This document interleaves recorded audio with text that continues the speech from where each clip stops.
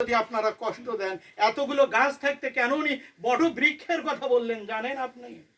কারণ জানে ওই একটা বৃক্ষই পারে সবাইকে ছায়া দিতে, বাকি বৃক্ষগুলো সবাই স্বার্থপর, সবাই মিথ্যাবাদী।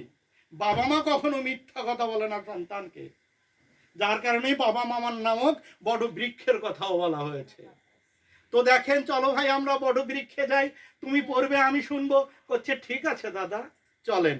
দুজন, একজন পরে আর একজন শোনে, একজন পরে আর একজন শোনে, এইরকম করতে করতে তাদের জীবন লীলা শেষ হয়ে যায়। দুই পরিবার থেকে বের হয়ে আসে দুইজন ছেলে, বলে আমি আমার বাবাকে খুঁজবো। আমার বাবা বাড়ি থেকে বের হচ্ছে বই পুস্তক নিয়ে অনেক দিন আগে।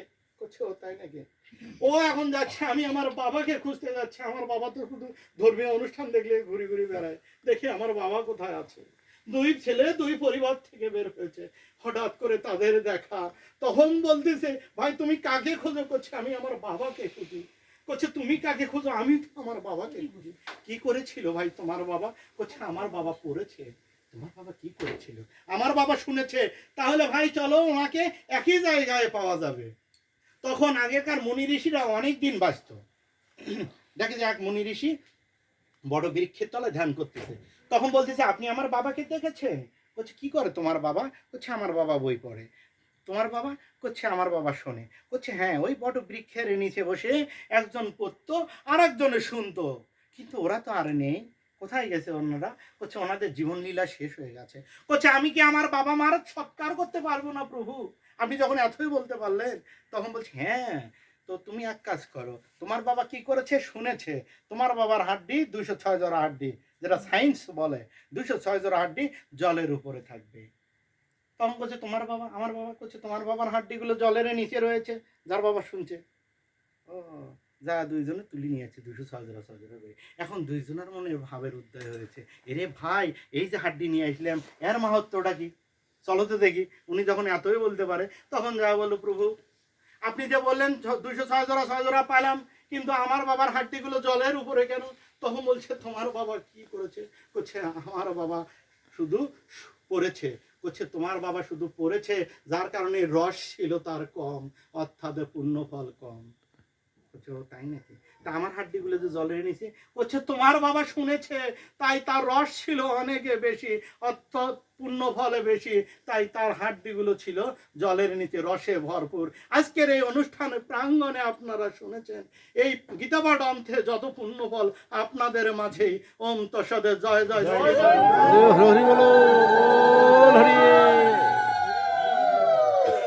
ওম শান্তি।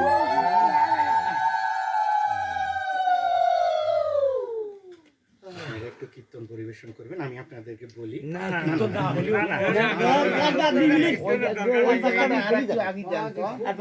বর্ণ সাইটটার আর না আগে দাও, এখন 12টা বাজে নাই তো, 12টা বাজে নেই। আমার কথা হচ্ছে যে আমরা আসলে অনেকক্ষণ থেকে একঘেয়েমি কথা শুনছি। 11টা 9 মিনিট। তাতে অসুবিধা নেই, আমাদের কোনো অসুবিধা হচ্ছে না। ভালো দাদা লাগছে তো। কর না। আমরা পঞ্চম অধ্যায়ে যাব, কর্ম সন্ন্যাসের যোগ। দেখেন চতুর্থ অধ্যায় জ্ঞান যখন হলো, তখন আপনি কর্মের আগে প্রথম অধ্যায় দিয়েছে অর্জুন বিষাদ যোগ, মানে একটা বাচ্চা বড় হয়ে গেল। দ্বিতীয় অধ্যায় দিলেন সাংখ্যযোগ, মানে সে ভালোবাসা তৈরি হয়ে যাচ্ছে। তৃতীয় অধ্যায়ের নাম দিলেন কর্মযোগ। চতুর্থ অধ্যায়ে যখন এই কর্মে প্রবৃত্তি হলো, তখন তাকে জ্ঞানের মধ্যে প্রবেশ করা হলো। যখন উনি জ্ঞানে যাবেন, তখন কর্ম এবং সন্ন্যাস জ্ঞানের মধ্যেই পাওয়া যায়। তাহলে আমি যদি কর্ম করলেও যদি কর্মের মাধ্যমেই সন্ন্যাস হয়, দেখি কি জিনিস। তাই উনি পঞ্চম অধ্যায়ের নাম দিলেন কর্ম সন্ন্যাস যোগ। অর্জুন উবাচ, অর্জুন বলিলেন হে জনার্দন, হে কেশব, তুমি কখনো কর্মে কখনো বা জ্ঞানের প্রশংসা করে দিচ্ছ। কর্ম জ্ঞানের মধ্যে কোনটি ছিল তো আমায় ঠিক করে বলো। শ্রী ভগবান বলিলেন এই দুটির মধ্যে যে কোনো একটিকে ভালোভাবে ধরে চলিলে দুটির এই ফল পাওয়া যায়। জ্ঞানীদের যে গতি হয়, কর্মযোগীরও সেই গতি হয়। যোগী জ্ঞান প্রাপ্ত হলে জ্ঞানী ব্যক্তি মৃত জীব। আমি আর ওদিকে পাবো না, কারণ অনেকদিন রিসার্চ নাই, বুঝছেন? আপনারা আমাকে মাফ করে দিয়ে একটা কথা কীর্তন বলতেছি। সেটা হচ্ছে যে ওনারা বলতেছে, কারণ